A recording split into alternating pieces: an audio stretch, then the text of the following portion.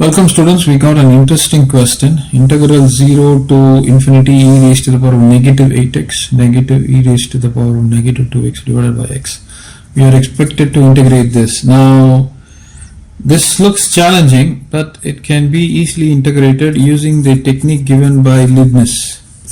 So I will be using his technique. So foremost for that, let me define a function, say I of a is equal to integral 0 to infinity e raised to the power of negative a times x, negative e raised to the power of minus 2x divided by x times dx. Now let me take a to be equal to 2. So this is to get the boundary condition. So I of 2 is equal to integral 0 to infinity e raised to the power of negative 2x, negative e raised to the power of negative 2x times dx over x. Now this gets cancelled, giving me 0. So this means I've got the condition that I of 2 is equal to 0. Okay, fair enough. Now having got that condition, now you differentiate this. So I'm going to differentiate this function which is being defined. So that's going to be d over dA integral 0 to infinity e raised to the power of negative ax, negative e raised to the power of negative 2x divided by x times dx. Now I can interchange the differential and the integration because of the continuity of this function. So that is nothing but integral 0 to infinity d over dA of e raised to the power of negative ax, negative e raised to the power of negative 2x divided by x times dx.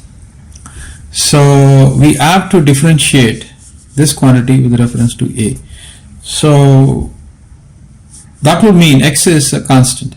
So if you were to differentiate this quantity, alright, so because this is just a constant, so it is totally immaterial whether it is in the numerator or denominator. So my main concern is the quantity with a. So if you want me to rewrite it, I can rewrite it like this: d over dA of e raised to the power of negative ax divided by x, followed by negative d over dA of e raised to the power of negative 2x divided by x. Now just to satisfy that we are using the distributive property and the steps are presented with clarity.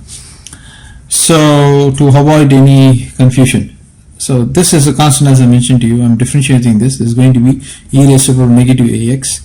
Now a is the variable, so x is a constant, so the coefficient of a is negative x, so place negative x, right? Now this quantity x is actually treated as a constant, so we have to place that x. Now in this case there is no a quantity involved, so differential of constant will give me 0. Now I've got a quantity like this, xx gets cancelled and this dx will follow. So this is going to be 0 to infinity. This can be rewritten as negative integral 0 to infinity e raised to the power of negative ax times dx. Now the variable is x, so you integrate this. Integral of this is going to be e raised to the power of negative ax. The coefficient of x is negative a, place the negative a, the limits are 0 to infinity. So negative will become positive, so I get 1 over a times e raised to the power of negative ax, limits are 0 to infinity. I substitute the upper limit, so e raised to the power of negative infinity times this constant, that is going to give me 0, right, followed by negative, and if I were to substitute 0, that's going to give me 1. So I am getting a value of negative 1 over a for I dash of a. So that looks nice. Now to get I need to integrate. So integrating both sides, you can write that down. Integrating both sides. So what do we get when we integrate both sides? This is going to be equal to, on the left is going to be I of a, because when you integrate the differential operator and the integral operator, they get neutralized. So on the right hand side I have 1 over a, of course there is a negative sign there, and the variable is a. So this is going to be negative integral of dA over a is going to give me ln a plus arbitrary constant c. So I have I of a is equal to negative ln a positive c. Now I need to get the value of c. So if I were to take a is equal to 2, I get I of 2 is equal to negative ln of 2 positive c. But I of 2, what's the value of I of 2? I of 2 is 0. So 0 is equal to negative ln of 2 positive c. So therefore c is going to be ln of 2. That's a beautiful value. So take that value and substitute it here. If I were to take this as 3, so what do I get? Therefore I of a is equal to negative ln of a plus ln of 2.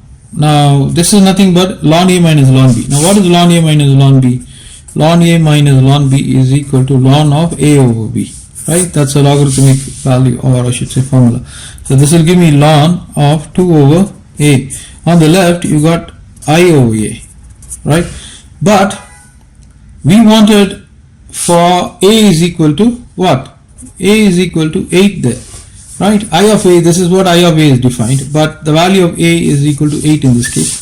So that would mean the quantity. So this would mean integral e raised to the power of negative 8x negative e raised to the power of negative 2x divided by x times dx, the limits are 0 to infinity, is equal to ln of 2 divided by the value of a is 8, which is equal to ln of 1 over 4, and that is the solution for this question.